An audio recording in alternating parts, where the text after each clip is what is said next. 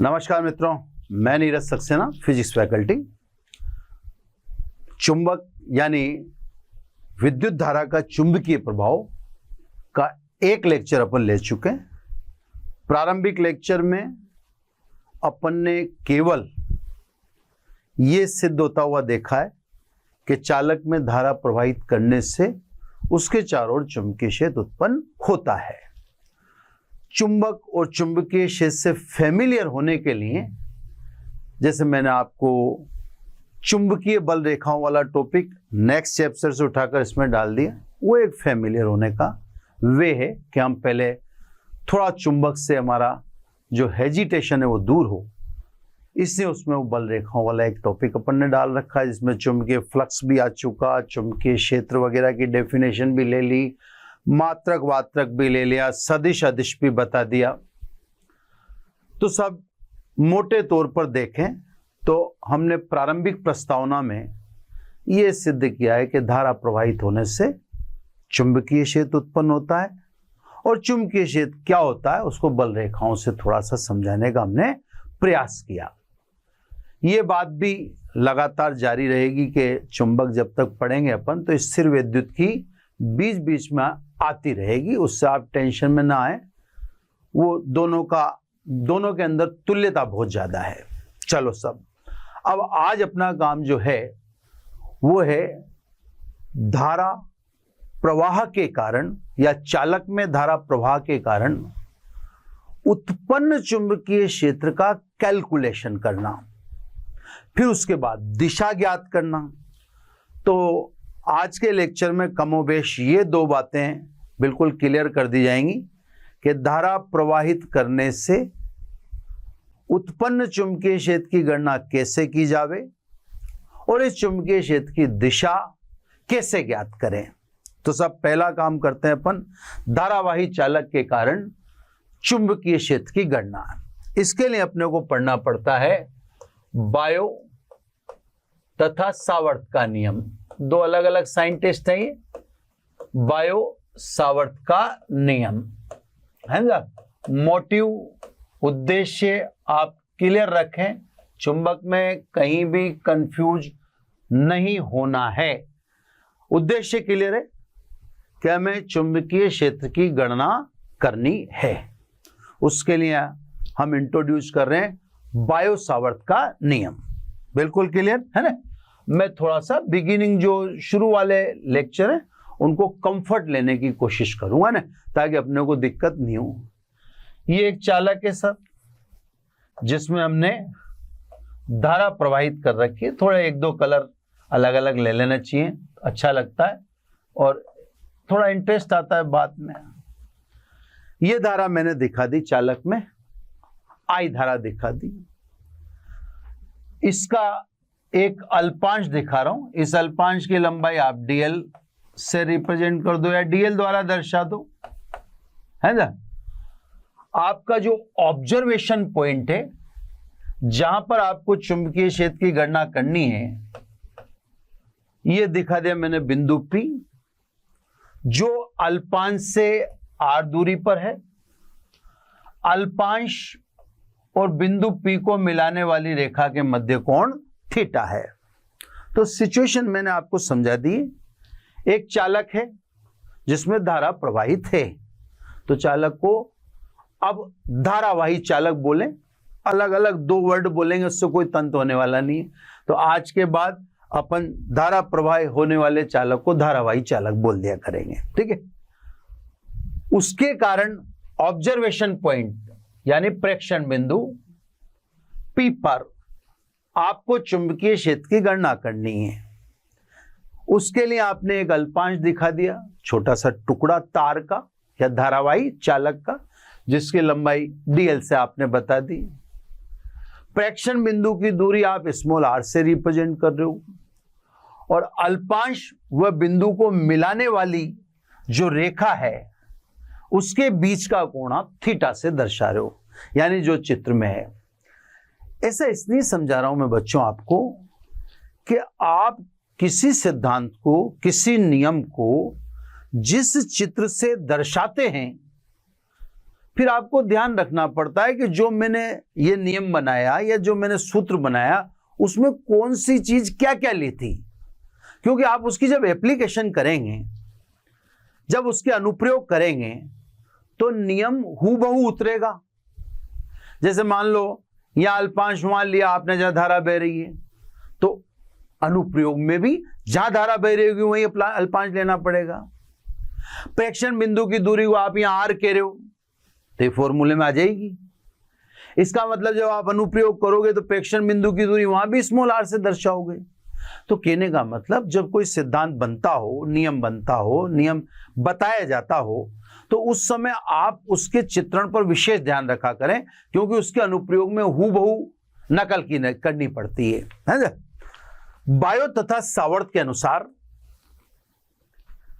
धारावाही चालक पर लिए गए अल्पांश के कारण प्रेक्षण बिंदु P पर चुंबकीय क्षेत्र, नंबर 1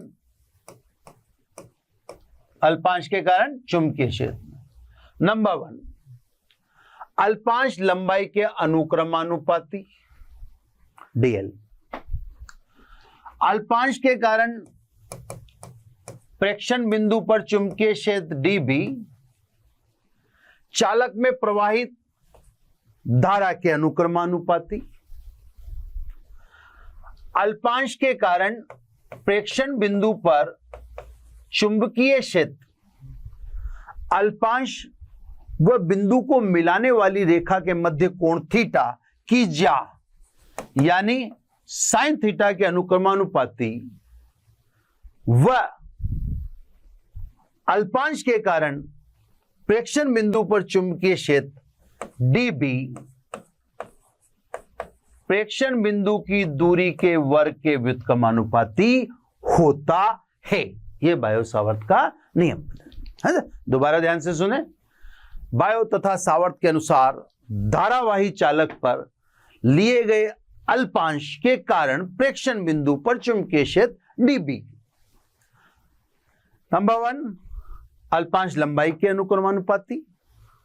नंबर 2 प्रवाहित धारा I के अनुक्रमानुपाती। नंबर 3 अल्पांश व प्रेक्षण बिंदु के मध्य कोण या अल्पांश व प्रेक्षण बिंदु को मिलाने वाली रेखा के मध्य कोण थीटा की ज्या यानी साइन थीटा के अनुक्रमानुपाती तथा प्रेक्षण बिंदु की दूरी के वर्ग के व्युत्क्रमानुपाती होता है। अतः db is proportional to I dl sin theta upon r square. स्वाभाविक है। अब आप प्रोपोर्शनल हटाएंगे और प्रोपोर्शनल हटाकर समानुपातिक स्थिरांक लगाएंगे। अब यहां पर थोड़ा थोड़ा मैंने आपसे कहा ना कि जब अपन चुंबक पढ़ेंगे तो स्थिर वैद्युतिकी की तुल्यता हमेशा बनी रहेगी।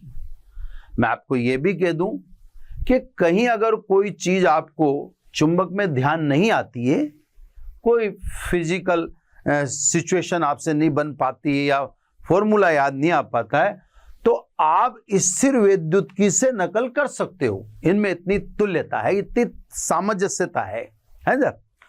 तो सब प्रोपोर्शनल हटाएंगे, है ना। यानी db is equal to μ0 upon 4 pi I dl sine theta upon r square, है ना। थोड़ा सा लाइन वगैरह सीधी खींच दूं, डेकोरम अच्छा आना चाहिए, शुरू शुरू में मजा आना चाहिए, है ना। शुरू शुरू में जमा के लिखने का अलग अलग आनंद आता है। Clear sir. अब स्वाभाविक रूप से हमारा कंसंट्रेशन जाएगा स्थिरांक की तरफ, है ना। तो μ0 अपॉन 4 पाई कहां से आया? देखो मैंने आपसे कहा तुल्यता है, यहां लिख देता हूं। फिर वहां स्थिर वैद्युतिकी में आप लिखते हो 1 अपॉन 4 पाई एप्सिलॉन 0। उसकी जगह पर यहां आता है म्यू 0/4 पाई। इसका मतलब 1/ε0 किसके बराबर है? म्यू 0 के बराबर। तुल्यता है ना। हालांकि जब अपन विद्युत चुंबकीय तरंगे पढ़ेंगे तो विद्युत चुंबकीय तरंगों के गुण में आपको ये समझा दिया जाएगा कि ये दोनों सेम केस है ना। तो 1/ε0 म्यू 0 के बराबर होता है। इससे अब आप समझ गए होंगे कि जब स्थिर विद्युत में आप लिखते हो 1/4πε0, तो 1/4πε0 की जगह यहां क्या लिख देते हैं? म्यू 0। तो कांस्टेंट वैसे के वैसे ही रहेंगे, है ना। मैंने आपसे बच्चों पहले लेक्चर में भी कहा था कि मैं बार बार स्थिर विद्युत की बोलूं तो इरिटेट मत होइएगा, उसको ध्यान से लीजिएगा, वो चीज है ना। तो सब अब म्यू 0 क्या चीज है उसके बारे में बात करें तो म्यू नॉट या म्यू 0 है ना। हम हिंदी मीडियम के इसको म्यू 0 बोलते हैं, वैसे होना ये म्यू 0 नॉट चाहिए, ठीक है। म्यू 0 वही चीज है जो आपने स्थिर विद्युत में ε0 के लिए पढ़ी। क्या है साहब? ये निर्वात की चुंबकशीलता,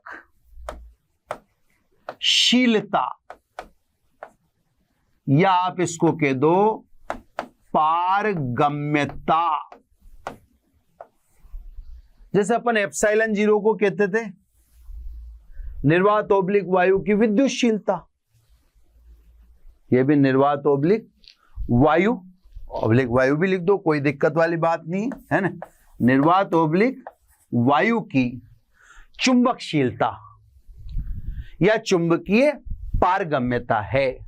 तो म्यू 0 और ε0 दोनों एक जैसी चीज है।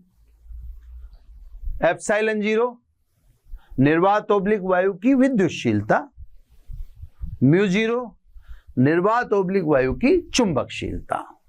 पारगम्यता उसे इसलिए कहते हैं कि यहां पारगम्यता पदार्थ में से चुंबकीय बल रेखाओं के गुजरने में दी जाने वाली सरलता को दर्शाते हैं, या पारगम्यता यह दर्शाती है कि चुंबकीय बल रेखाएं पदार्थ में से कितनी सरलता से गुजर सकती हैं। जिसकी चुंबकीय पारगम्यता जितनी ज्यादा, उसमें से गुजरने वाली बल रेखाओं की संख्या उतनी अधिक होगी।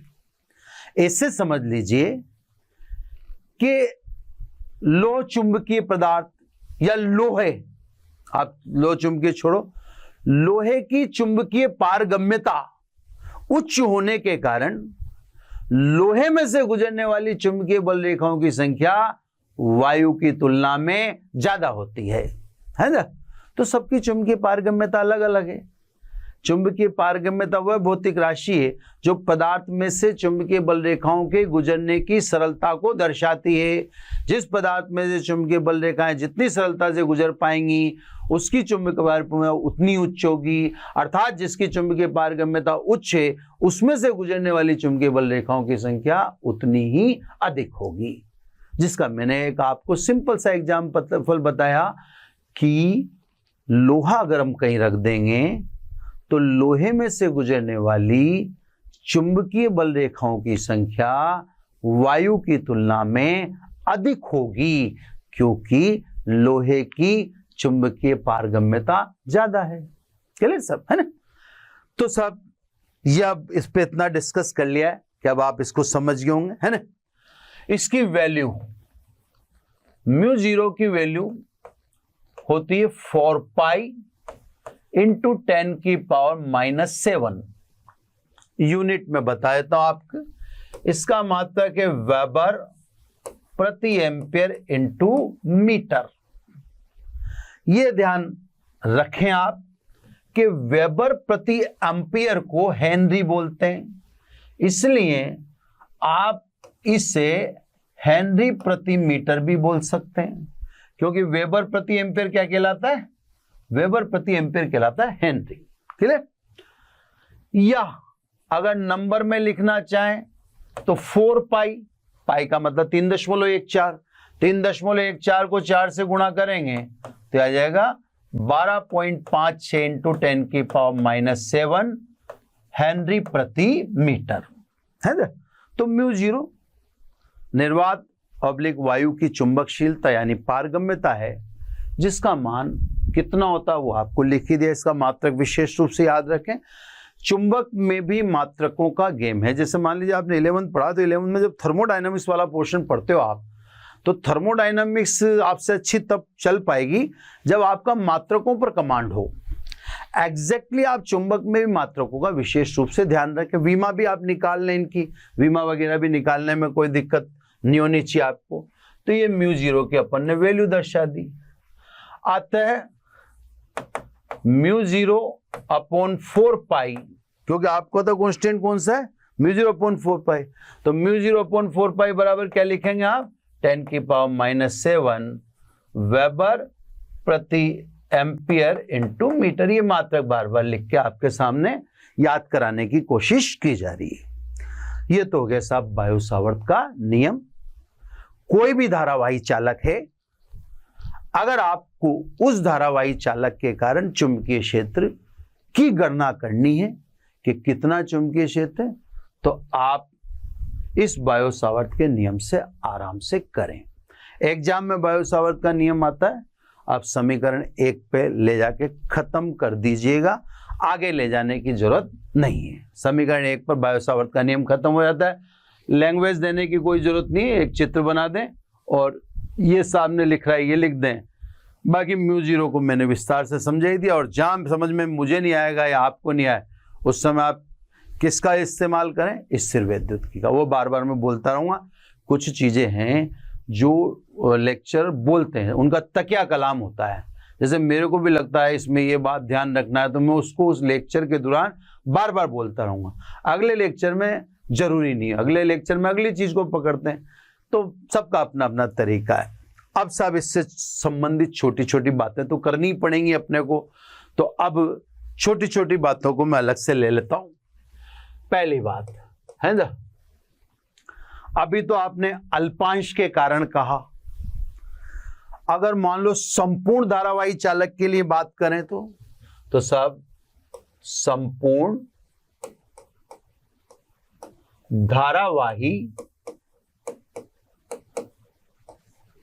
चालक के लिए, है ना, चालक के लिए तो साहब 1 से ही कर दें। अगर आप संपूर्ण धारावाही के लिए करेंगे तो या तो आप समेशन का इस्तेमाल कर लें या समाकलन का, है ना। बाकी तो नियम आपको अभी पद पढ़ाई है, mu zero upon 4 pi I dl sine theta upon r square. तो सब आपने जब अभी निकाला था तो ये जो निकाला ये अल्पांश के कारण है ना।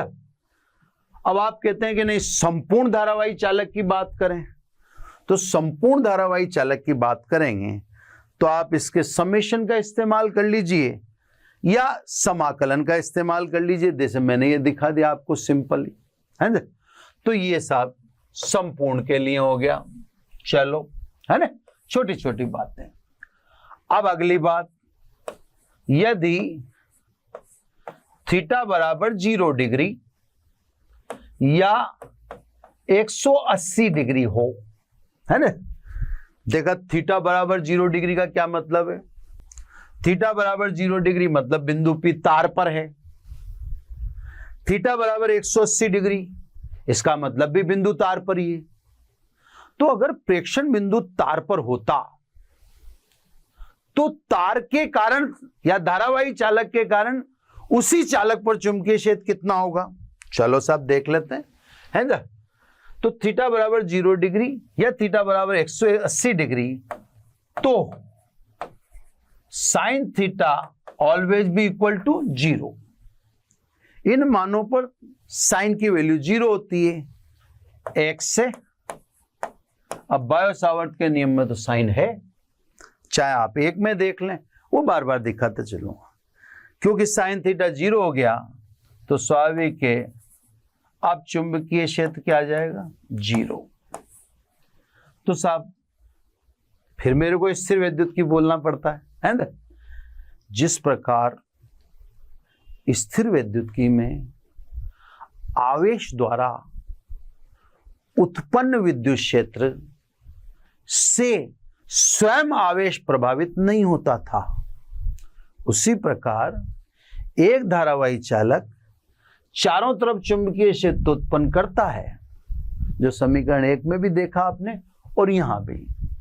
चालक अपने चारों ओर चुंबकीय क्षेत्र उत्पन्न करता है, उसमें कोई दो राय नहीं है, लेकिन उस पर खुद पर कोई चुंबकीय क्षेत्र नहीं होता। उस पर खुद पर चुंबकीय क्षेत्र कितना निकला, 0। तो धारावाही चालक के कारण उसके चारों ओर चुंबकीय क्षेत्र उत्पन्न होता है, जो अपन समीकरण 1 से ही बता चुके और यहां भी बता चुके। लेकिन उसी के कारण उसी पर चुंबकीय क्षेत्र अगर आप पूछोगे तो उसके कारण उस पर खुद पर चुंबकीय क्षेत्र 0 होता है, यानी खुद पर कोई चुंबकीय क्षेत्र नहीं होता है ना। खुद पर नहीं होगा, भले उसके कारण अन्य पर होगा, चारों तरफ तो है पर खुद पर 0। चलो सब, अब तीसरी और महत्वपूर्ण बात, अब अपन दिशा की बात करेंगे। हमने पिछले लेक्चर में बात कर ली है धारा के कारण चुंबकीय क्षेत्र उत्पन्न होता है। अभी वाले लेक्चर में बात कर ली है बायो-सावर्त के नियम में कि धारा के कारण उत्पन्न चुंबकीय क्षेत्र का मान कितना होता है, यह सूत्र बता देगा, उस सूत्र से कैलकुलेशन कर लेना। अब धारा के कारण उत्पन्न चुंबकीय क्षेत्र की दिशा, चलो सब दिशा की बात करते हैं। थोड़ा होशियारी बरतना इसमें, ये थोड़ा सा काम परफेक्ट टाइप का होना चाहिए, है ना।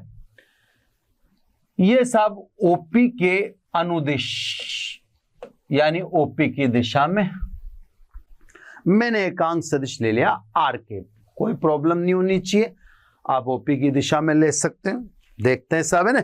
अब मैं थोड़ा सा उधर थोड़ा इधर बार बार आना पड़ेगा, 2 बार, है ना। तो यदि ओपी के अनुदिश एकांक सदिश आर केप है, तो अब ध्यान से समझना साहब, ये थोड़ा मजेदार चीज है। डीएल क्रॉस आर केप, अब क्रॉस प्रोडक्ट में ए क्रॉस बी को कैसे लिखते हो आप, ए मॉडुलस ऑफ ए तो यहां modulus of dl, modulus of b तो यहां मॉडुलस ऑफ आर केप, दोनों के बीच कोण थीटा की जा, तो वास्तव में यहां भी अगर आप देखें तो ये रहा डीएल, ये रहा आर केप, इन दोनों के बीच कोण थीटा ही है ना। उसकी ज्या यानी साइन थीटा ले लिया आपने। अब मॉडुलस ऑफ डीएल, डीएल का परिमाण डीएल है ना? आर केप वह सदिश जिसका परिमाण 1 होता हो उसे इकाई सदिश कहते हैं, तो इसका परिमाण 1 साइन थीटा। इसका मतलब यह हुआ सीधा सा कि डीएल साइन थीटा की जगह मैं क्या लिख सकता हूं, डीएल क्रॉस आर केप। ये देखो सब, डीएल साइन थीटा की जगह हम क्या लिख सकते हैं, डीएल क्रॉस आर केप। तो सब बाई इक्वेशन 1 है ना, वहां डी भी लिख रखा है, सदिश रूप है, बी की जगह डीबी। समाकलन नहीं लिखे, देखो आप ले जाता हूं मैं उधर एक बार, बाकी समझ जाओ उससे। ये देखो डीबी, बस समाकलन नहीं लगाना, बाकी वही लिखना है जो उधर लिख रहा है। अब देखो ध्यान से देखो, म्यू 0/4 पाई, म्यू 0/4 पाई, बहुत ध्यान से। आई को दिशा से कोई लेना देना नहीं है, आई इधर ले आता हूं। अब आ जाओ, डीएल साइन थीटा को क्या लिख दो, डीएल क्रॉस आर केप। ये लिख दो dl cross r cap upon r square, upon r square. Clear है सब, है ना, आपके सामने बोर्ड पे ये दो। एकांक सदिश किससे कहते हैं? What is unit vector? किसी वेक्टर में उसी के मैग्नीट्यूड से डिवीजन कर दें या भाग दे दें तो प्राप्त सदिश को इकाई सदिश कहते हैं। स्वयं में स्वयं का भाग देने पर जो प्राप्त होगा उसे एक ही कहते हैं। तो यहां भी यही कह रहे हैं कि स्वयं सदिश में स्वयं के ही परिमाण का भाग दिया तो प्राप्त सदिश एकांक सदिश कहलाए। रखो सब वहां पे, ये थोड़ा इसको इधर कर दो ना। तो सब इसलिए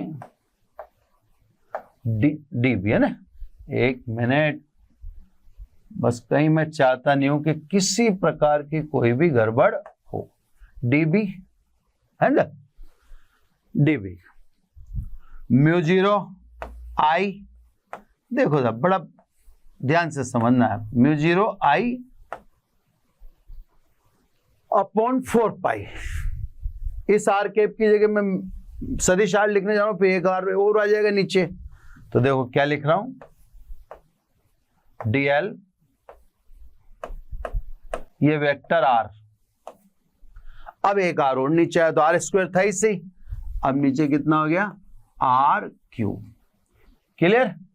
तो सब अभी मैं पहले इसको बॉक्स में कर दूं, फिर अपन इस पे चर्चा करेंगे, है ना साहब। ये सब सदिश रूप, अब इसके मायने समझेंगे और फिर इससे आगे जाए। आपको मैंने सदिश की बात पहले भी कभी आई होगी तो समझा रखा है।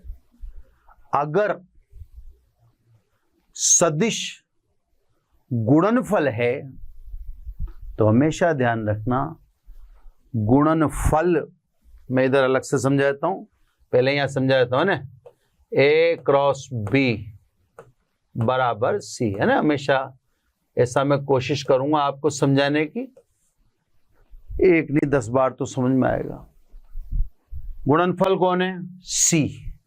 ए क्या है? गुणज। बी क्या है? गुणज। फल कौन है? सी। सदिश गुणनफल मतलब सी की दिशा गुणजों के तल, गुणज कौन कौन है? ए और बी, गुणजों के तल के लंबवत होती है। अगर ये गुणज ए और बी इस तल में हैं, ये जो हाथ चला रहा हूं मैं, तो सी इस तल के लंबवत या तो ऊपर होगा या इस तल के लंबवत नीचे होगा, लेकिन सी इस तल में हो ही नहीं सकता। दोबारा, गुणज सी की दिशा सदैव, गुणनफल सी की दिशा सदैव गुणजों के तल के लंबवत होती है। अगर ये बोर्ड है, ए और बी इस बोर्ड पर हैं, तो सी कहां होगा? इस बोर्ड के तल के लंबवत। क्लियर? अब आ जाओ, डीबी गुणनफल है, गुणज कौन कौन है? डीएल और आर, ये दोनों गुणज हैं। Clear sir? तो सदिश गुणनफल की दिशा, तो गुणनफल की दिशा डीबी डीएल व आर के तल के लंबवत होगी।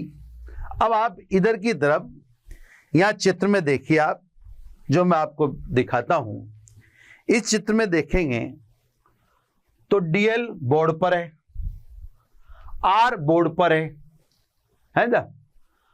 अब डीबी यानी चुंबकीय क्षेत्र की दिशा इस बोर्ड के तल के लंबवत होगी, इस बोर्ड के तल के लंबवत होगी। अब यहां पर एक थोड़ा सा आपके दिमाग में एक प्रॉब्लम आएगी और आनी भी चाहिए। ठीक है सब, एक बार मैं पहले वापस आपको उधर ले जाता हूं, है ना। डीबी गुणनफल है, डीएल और आर गुणज हैं। गुणनफल की दिशा गुणजों के तल के लंबवत होती है ना।